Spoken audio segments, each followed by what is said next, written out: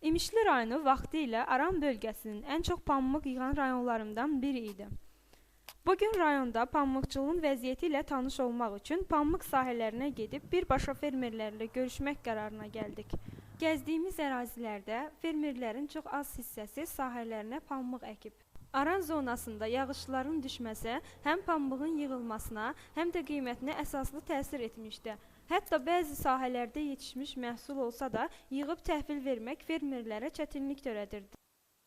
Rast gəldiyiniz fermerlər pambığın qiymətindən şikayət edirdilər. Bax, pambığı görsən qalıb sahələrdə. Bu əkmişik zülümlə, boğazımızdan kəsmişik, əkmişik, şumuna pulu vermişik, malasına pulu vermişik, serkiyə, traktora pulu vermişik. Nə bilim, məni becərməsinə, kultivasiya işlərinə, uşaq da gəlib kətmənini becərib götürüb çıxarmışıq ortalığa.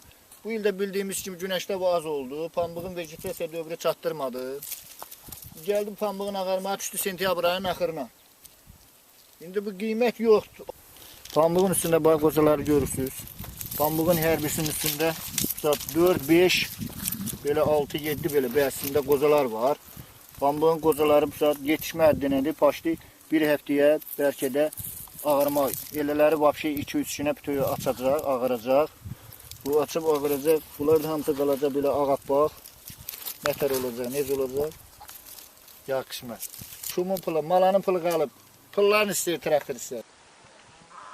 Töhlü bir yağış vurub, pambıq var, amma onun fəhləsi gətirib yığdırmağı baxırsan ki, sərf eləmir. Yəni elə o görə də bu cür mal eləm töhlüb qalıb yiyir. Pambıq demək ki, eləm indi açır. Elə. Pambıq eləm buradan elə 40% arsa burada pambıq qalıb.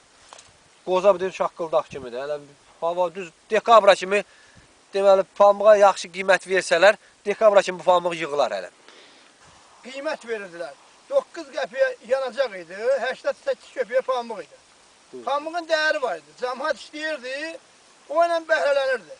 İndi hal-hazırda bu günləri pambığı 41 qəpiyə alırlar, yanacağı 45 qəpiyə verir. Pambığın maya dəyərin pambıq ödəmir. Ona görə də insanlar özü hamısı məndən çox o pambıq əkən olmuyor. Artıq hamımız qaçmışıq ondan. Mən deyirəm ki, pambıq toba, pambıq toba. 20 manata kultivasiya çəkdirir.